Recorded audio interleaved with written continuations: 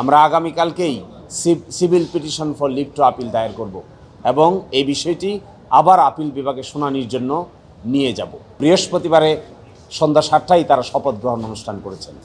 সাথে সাথে আমি একটা চিঠি পাঠিয়েছিলাম, ওই চিঠিটিও তারা শোনেন নাই।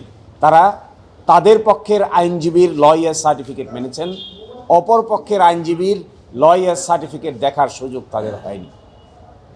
এই ঘটনা থেকে এটা প্রমাণিত হয় যে আসলে ইলেকশন কমিশনকে সরকার যদি এইভাবে ব্যবহার করে নিজের ইচ্ছা মতো তড়িঘড়ি করে যা ইচ্ছে তাই করাতে চান, করাতে পারবেন, কিন্তু এটি কোনো ভালো দৃষ্টান্ত হবে না, এটি খুবই খারাপ দৃষ্টান্ত হয়েছে। সেকেন্ড হলো, এই কথা আমরা আপিল বিভাগে বলেছিলাম, কিন্তু আজকে ছিল আদেশের দিন, কিন্তু গতকালকে হাইকোর্ট ডিভিশনের রায় প্রকাশ হয়েছে রাতে।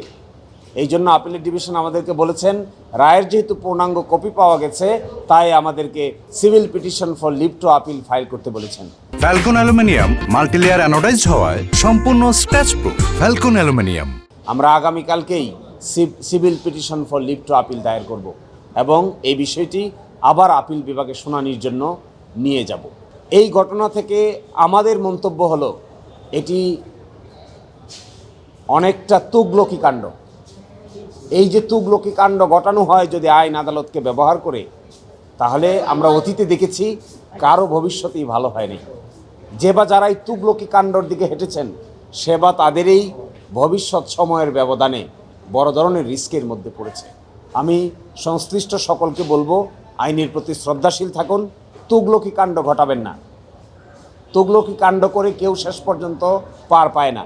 নিয়ম অনুযায়ী বৃহস্পতিবারে 12টার সময় রায় হয়েছে, 5টার সময় কী কারণে গেজেট পাবলিশ করতে হলো, কী কারণে 7টার সময় শপথের আয়োজন করতে হলো, এটি একটি হাইলি কন্টেস্টেড ম্যাটার। পরের দিনেই এটি যাবে সুপ্রিম কোর্টে পূর্ণাঙ্গ শুনানির জন্য অপেক্ষমান থাকবে। এই সময়ের ভিতরে একজন আইনজীবীর সার্টিফিকেট দিয়ে এইভাবে কোর্ট কাছারিকে মেলাইন করার যে পদক্ষেপ, এই পদক্ষেপ অতীতে কোনো সরকারের কোনো লোকের জন্যই ভালো কোনো দৃষ্টান্ত স্থাপিত হয় নাই। আপনারা সেই পথে হেঁটেছেন। You have done a wrong step. This wrong step will give you wrong feedback in future.